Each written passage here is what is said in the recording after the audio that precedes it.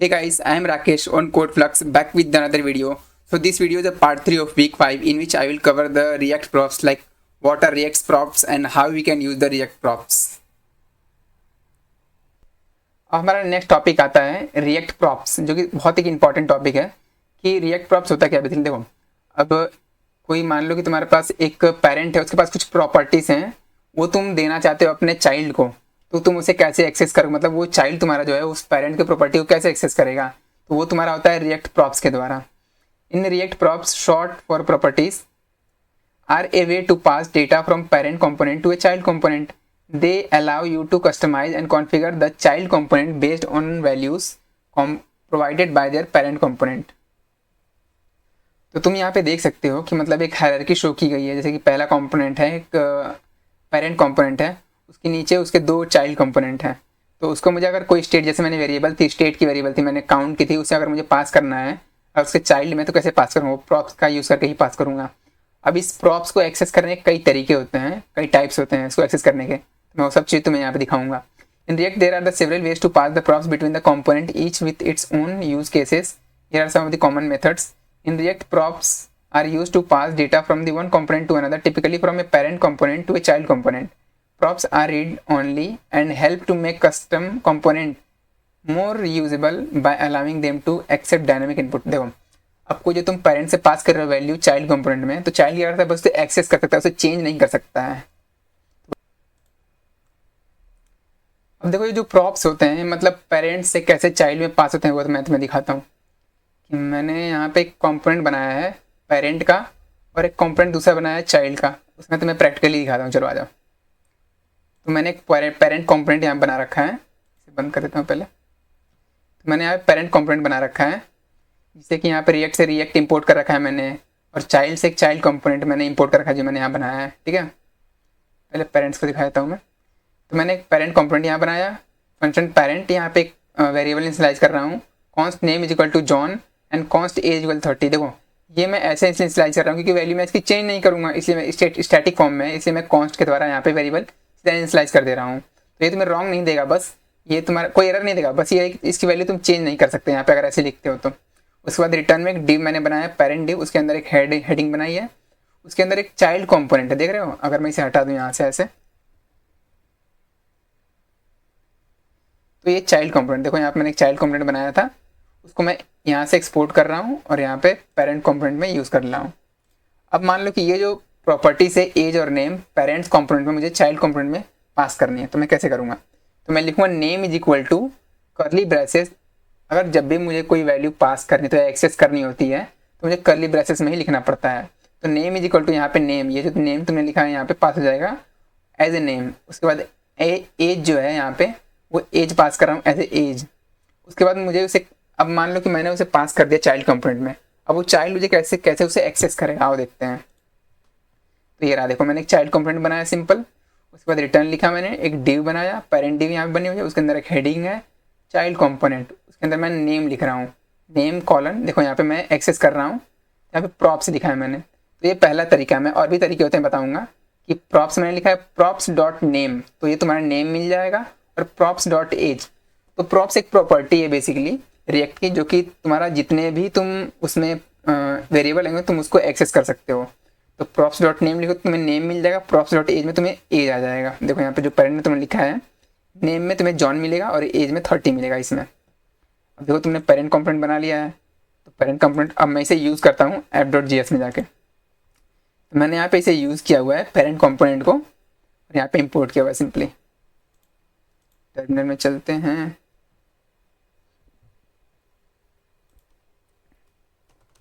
cd my app npm start। अब देखना तुम्हारा पेरेंट कंपोनेंट में क्या शो करेगा। तो मैं पेरेंट कंपोनेंट पहले शो करेगा पेरेंट कंपोनेंट, उसके बाद उसके नीचे चाइल्ड कंपोनेंट शो करेगा। तो चाइल्ड कंपोनेंट में क्या लिख के आएगा कि चाइल्ड कंपोनेंट, उसके नीचे नेम और एज। एक्चुअली मेरा ऑलरेडी रन कर रहा है यहाँ पे, इसीलिए इसे काट देता हूँ पहले मैं।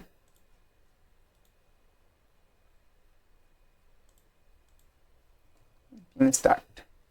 तो ऑलरेडी तुम्हारा अगर कोई पोर्ट पे रन कर रहा है 3000 में, तो वहाँ पे वो रन नहीं कर पाएगा, वही एरर दे रहा है, something already running on the 3000 port. तो मेरा ऐप था, मैंने कट कर दिया था यहाँ से, तो ऑलरेडी रन कर रहा था बैकग्राउंड में, तो उसे मैंने बंद किया है अभी। और ये भी चल लग रहा है मुझे इनिशियल पूरा स्टार्ट करना पड़ेगा अपने ब्राउज़र को, तो वो काम करेगा, मतलब ये विंडो को ही, विजुअल स्टूडियो को ही।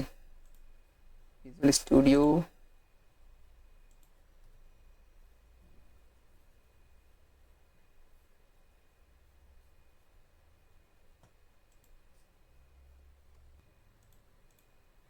फाइनली मैंने रन कर लिया कि मान लो कि तुम्हारा कोई पोर्ट 3000 पे रन कर रहा है ऑलरेडी, तो तुम एक बार विजुअल कोड को बंद करके रीस्टार्ट करना, तुम्हारा हो जाएगा, फिर से चल पड़ेगा। देखो यहाँ पे स्टार्ट हो रहा है, पहले से जो मैंने इम्प्लीमेंट कर रखा है कोड में, देखो app.js में दिखाता हूँ कि पहले कोड फ्लक्स आएगा, उसके बाद कोड फ्लक्स जो कॉम्पोनेंट है उसका डेटा आएगा, क्या लिखा था, हेलो राकेश। उसके बाद कोडेक्स का डेटा आएगा, जो लिखेगा दिस इज कोड, यहाँ पे लिख के आ रहा है वेबसाइट में, code flux hello Rakesh this is Codex. और यहाँ पे counter app, counter is equal to 0 यहाँ पे लिख के आ रहा है, उसकी वैल्यू मैं चेंज कर सकता हूँ यहाँ पे और कम कर सकता हूँ। उसके नीचे पेरेंट कंपोनेंट, और पेरेंट कंपोनेंट मैंने क्या पास किया था, यहाँ पे मेरा तुम्हारा पेरेंट कंपोनेंट लिख के आएगा, उसके नीचे एक चाइल्ड कंपोनेंट है, और चाइल्ड कंपोनेंट में क्या पास हो रहा है यहाँ पे कि पहले लिख के आएगा चाइल्ड कंपोनेंट, उसमें नेम और एज फिर लिख के आएगा। तो यहाँ पे पेरेंट कंपोनेंट, फिर चाइल्ड कंपोनेंट, फिर नेम और एज यहाँ पे शो हो रहा है। तो ऐसे तुम प्रॉप्स पास कर सकते हो कि जैसे तुमने पेरेंट कंपोनेंट बनाया और यहाँ पे कोई चीज़ डिफाइन की और उसे पास कर रहे हो नेम और एज, और उसे एक्सेस कैसे कर सकते हो यहाँ पे प्रॉप्स डॉट नेम और एज करके। ये पहला तरीका है तुम्हारा।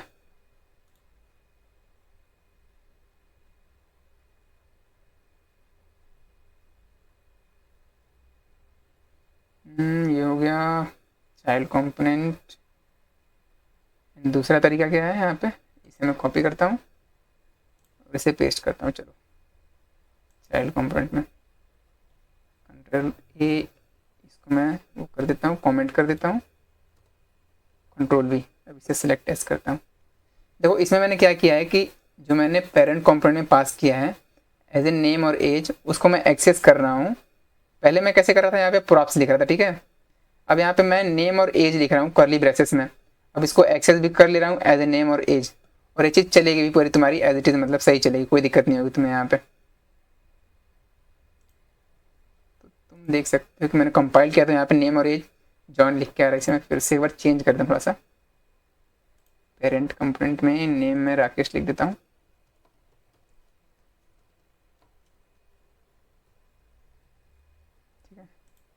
देखो यहाँ पे नेम राकेश लिख के आ रहा है और एज 30 लिख के आ रहा है। तुम इसे एक्सेस कैसे कर सकते हो, यहाँ पे तुम देख सकते हो चाइल्ड कंपोनेंट में ये एक तरीका होता है प्रॉप्स करके, जो कि प्रॉप्स डॉट नेम और प्रॉप्स डॉट एज लिख सकते हो, और सिंपली जो तुम पास वहाँ करते हो वेरिएबल एज ए नेम, वो तुम यहाँ एक्सेस कर सकते हो नेम और एज। यहाँ पे देखो यहाँ पे नेम लिखा है, और तुम वेरिएबल को शो करने के लिए हमेशा कर्ली ब्रेसेस का यूज़ करना, तुम्हारा दूसरा तरीका हो गया।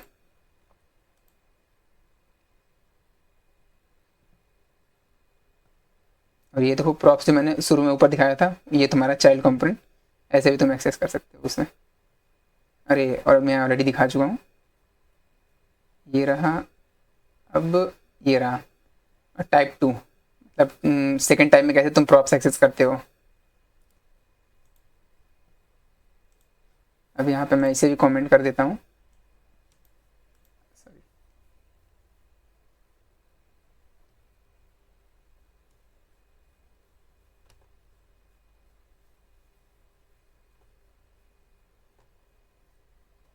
इसमें सेलेक्ट ऑल करके बैक स्लैश कर देना, कंट्रोल प्लस बैक स्लैश में, तो ये मल्टी कमेंट हो जा रहा है। Control plus back slash select करके, ऑल सेलेक्ट करके, अब यहाँ पे कोड पेस्ट कर देखो। अब तक तुमने क्या पास किया था, सॉरी सॉरी सॉरी जेड, ये तुम्हारा पेरेंट कंपोनेंट में पास होगा। कंट्रोल ए, इसको भी मैं सेलेक्ट करके कमेंट करता हूँ और इसमें ये कोड पेस्ट करता हूँ। देखो मैंने यहाँ पेरेंट कंपोनेंट बनाया जिसमें मैंने एक हैंडलर बनाया। अब तक तो मैं कोई वेरिएबल पास कर रहा था, अब मुझे कोई फंक्शन पास करना है, तो वो कैसे करूँगा। तो मैंने यहाँ पे एक फंक्शन बनाया है, देख लो ध्यान से। अगर कोई फंक्शन तुम्हें बनाना है तो रिटर्न के पहले ही बना लेना, उस चीज़ को कोई वेरिएबल इनिशियलाइज करना है तो उसको रिटर्न के ऊपर ही कर लेना। तो यहाँ पे मैंने यहाँ पे एक फंक्शन बनाया है शो अलर्ट करके, जो कि यहाँ पे दिखा रहा है alert from the parent component यहाँ पे। अब उसको मैं यहाँ पे पास कर रहा हूँ चाइल्ड कंपोनेंट में as a show alert is equal to show alert. अब इसको एक्सेस कैसे करना है वो तुम्हें दिखाता हूँ।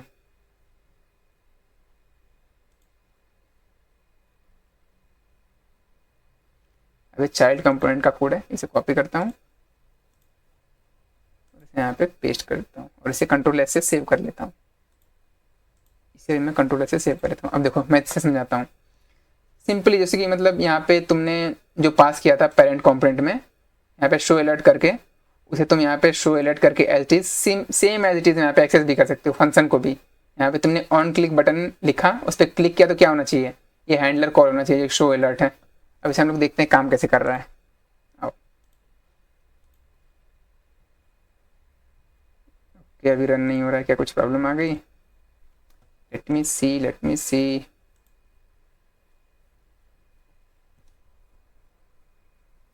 मैंने चाइल्ड कंपोनेंट बनाया है, एक्सपोर्ट किया है, पेरेंट कंपोनेंट में मैंने चाइल्ड कंपोनेंट एक्सपोर्ट किया हुआ है, ओके।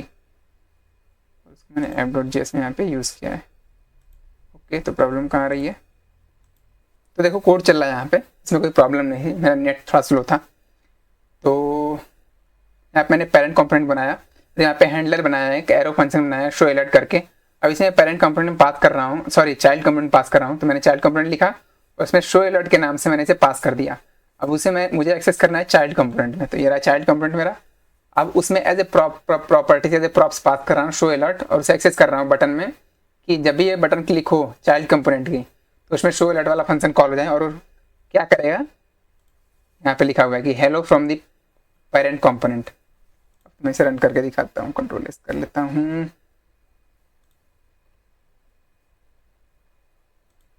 अब देखो यहाँ पे लिखा है पेरेंट कंपोनेंट, चाइल्ड कंपोनेंट और क्लिक में। तो मैंने जैसे ही लिखा तो एक अलर्ट करके आ रहा है, तो मैं function hello from the parent component लिख के। तो ये था तुम्हारा कोड, सॉरी ये था तुम्हारा कोड चाइल्ड कंपोनेंट और पेरेंट कंपोनेंट, कैसे तुम प्रॉप्स पास करते हो, कैसे तुम कोई फंक्शन पास करते हो उसमें। अब आगे चलते हैं। एक और तरीका है डिफ़ॉल्ट प्रॉप्स, मतलब मान लो कि कोई तुमने वेरिएबल पास किया और उसमें कोई डिफ़ॉल्ट वैल्यू पास करना चाहते हो, तो इसके लिए हम लोग डिफ़ॉल्ट प्रॉप्स का यूज़ करते हैं।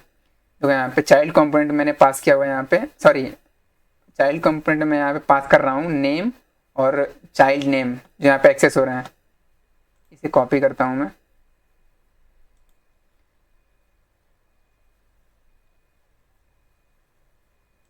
इसे चाइल्ड में इसे पेस्ट कर देता हूँ। इसको कमेंट कर लेता हूँ पहले, control V control S।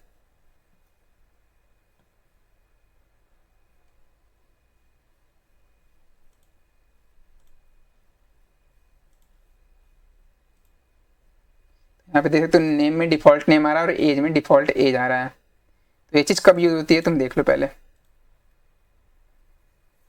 Suppose like passing props from the parent to, sorry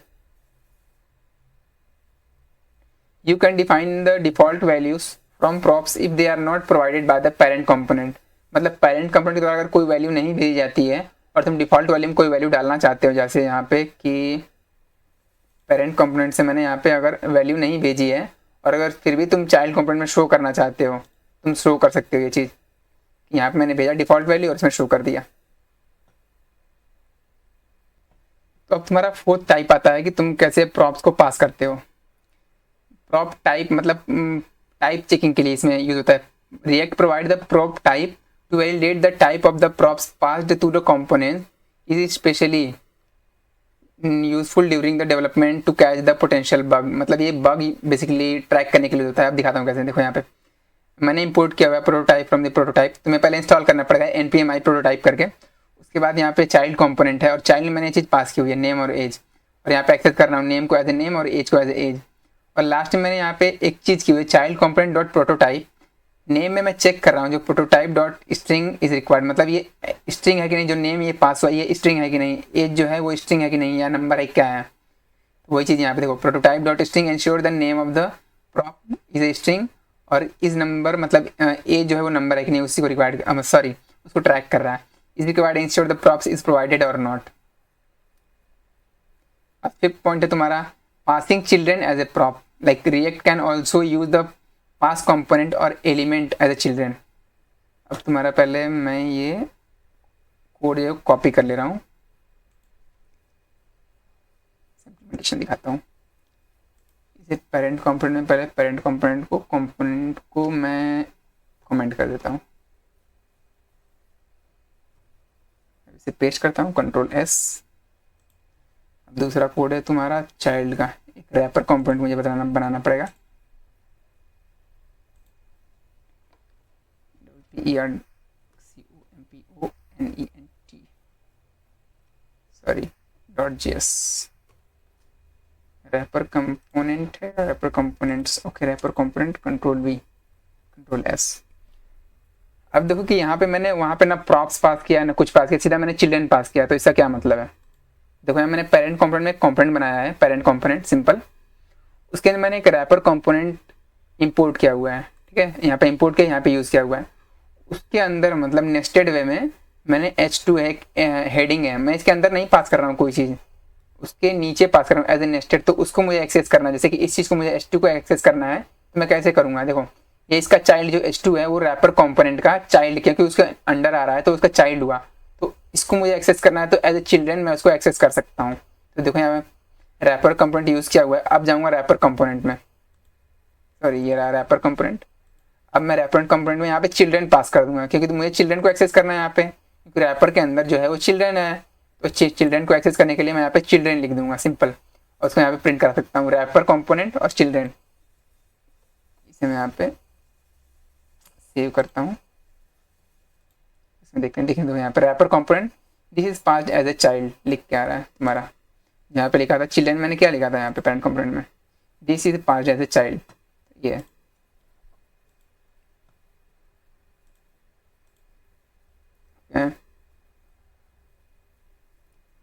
passing data मतलब प्रॉप्स, कोई पासिंग डेटा दिखा रहा है यहाँ पे। Props enable the flow of the data from the parent component to a child component. Functional component मतलब functional component जो तुम्हारा एक रिएक्ट कंपोनेंट होता है वो एक फंक्शनल कंपोनेंट ही होता है, बेसिकली एक फंक्शन होता है जिसको हम लोग इंपोर्ट एक्सपोर्ट करते हैं। उसके बाद क्लास कंपोनेंट क्या होता है, देखो एक चीज़ होती है कि पहले हम लोग रिएक्ट कोड को एक क्लास कंपोनेंट के जैसा लिखते थे, बट अब जो है हम लोग रिएक्ट कोड को दूसरे वे में लिखते हैं, एक फंक्शनल कंपोनेंट के रूप में लिखते हैं, ना कि क्लास कंपोनेंट के रूप में। तुम्हें क्लास कंपोनेंट बनाने की जरूरत नहीं है, क्योंकि तुम्हारा कहीं यूज़ नहीं होगा, बस तुम्हें इतना मालूम होना चाहिए क्लास कंपोनेंट क्या है। मतलब पहले हम लोग क्लास कंपोनेंट बनाते थे, लेकिन अब जो है फंक्शनल कंपोनेंट बनाते हैं। देखो पहले हम लोग क्लास कंपोनेंट डिफाइन कैसे करते थे, लिखते थे क्लास माई कंपोनेंट का name extend react dot component, और यहाँ पे रेंडर के नीचे जो भी तुम फंक्शनलिटी ऐड करना चाहते हो उसमें, तो ऐसे तुम क्लास कंपोनेंट लिखते थे पहले। अब देखो immutable and read only props in React are read only as a child can not modify the props it receive from a parent. मतलब जो चाइल्ड है तुम्हारा, कोई वैल्यू तुम्हें वो मॉडिफाई नहीं कर सकता जो कि उसे पेरेंट से मिलती है। Default values you can provide the default values of props to ensure that the component work even if the certain props are not explicitly passed. तो मैंने तुम्हें दिखाया था यहाँ पे चाइल्ड कंपोनेंट में कि यहाँ पे डिफॉल्ट में तुम पास कर सकते हो अगर तुम्हें चाइल्ड पेरेंट्स कोई वैल्यू नहीं मिल रही है। तो destructuring you can use the destructuring to extract the specific props from the props object make code cleaner. देखो अब डिस्ट्रक्चरिंग होती क्या है, तुम चाइल्ड कंपोनेंट में मैंने सबसे पहले तुम्हें प्रॉप्स लिखवाया था, ठीक है। अब प्रॉप्स के अंडर जो मैं देखो डिस्ट्रक्चरिंग मतलब किसी स्ट्रक्चर को तोड़ना एक तरीके से, तो प्रॉप्स के अंदर से मैं निकालना हूँ नेम और एज, तो इसी को कहते हैं डिस्ट्रक्चरिंग। प्रॉप्स डॉट नेम को कहेंगे डिस्ट्रक्चरिंग, एक भी होता है वो चीज, टेक्निक होती है। Passing function as a component, तो मैंने तुम्हें यहाँ पे दिखाया था कि काउंटर में पेरेंट में मैंने दिखाया था, पेरेंट में तुम कैसे पास करो कोई काउंट, यहाँ पे हैंडलर, यहाँ पे शो अलर्ट करके जो मैंने दिखाया था तुम्हें एक बटन थी, ये बटन, अच्छा बटन यहाँ से हटा दी मैंने, फिलहाल हटा दिया, बट मैंने तुम्हें दिखाया था कोड में यहाँ पे कि मैं एक शो अलर्ट करके यहाँ से पास कर रहा हूँ पेरेंट चाइल्ड कंपोनेंट में एक फंक्शन। तो वही यहाँ पे बताया गया है कि कैसे एक फंक्शन हम लोग चाइल्ड कंपोनेंट पास कर सकते हैं। ये रहा तुम्हारा पेरेंट कंपोनेंट और ये रहा तुम्हारा चाइल्ड कंपोनेंट, उसमें एक्सेस कर सकते हैं प्रॉप्स डॉट मैसेज करके, यहाँ पे मैसेज जो भी है। You can pass function as a prop allowing child component to communicate with their parent as a parent component, simple. ये तुम्हारा कोड किसी काम करने, फिलहाल इसे हटा देते हैं। तो ये था तुम्हारा रिएक्ट का ऑल ओवर कोड, मतलब रिएक्ट क्या है, रिएक्ट में कुछ इंपॉर्टेंट जो जार्गन थे तुम्हारे, फिर से एक बार रिवाइज कराता हूँ। रिएक्ट क्या है तुम्हारा, उसको पूरा मैंने बताया। वर्चुअल डॉम क्या है, रियल डॉम क्या होता है, some important jargons like state, componentry rendering क्या होती है, रिएक्ट ऐप कैसे इनिशियलाइज करते हैं, इसको एक्सप्लोर किया हमने। Install Node.js, install VS code, create folder, npx command को और फिर npm स्टार्ट को, फिर मैंने उसके अंदर तुम्हें कुछ चीज़ें बताई, जैसे कि app.js फाइल को नोड, जैसे कि मैं दिखाता हूँ तुम्हें। कंपोनेंट को बंद करता हूँ, तो मैंने index.js को एक्सप्लोर किया है, खुल जाए भाई, इसको एक्सप्लोर किया, app.js को एक्सप्लोर किया, उसके बाद हमने packet.json को यहाँ से एक्सप्लोर किया है। तो ये काफ़ी चीज़ हमने की है। उसके बाद प्रॉप्स, मतलब प्रॉप्स कैसे पास होता है, प्रॉपर्टीज ऐसे कैसे पास होती हैं from parent to child component, किसी कंपोनेंट को कैसे बनाना है, किसी कंपोनेंट को कैसे एक्सपोर्ट करना है, इंपोर्ट करना है। So that's all for now in React.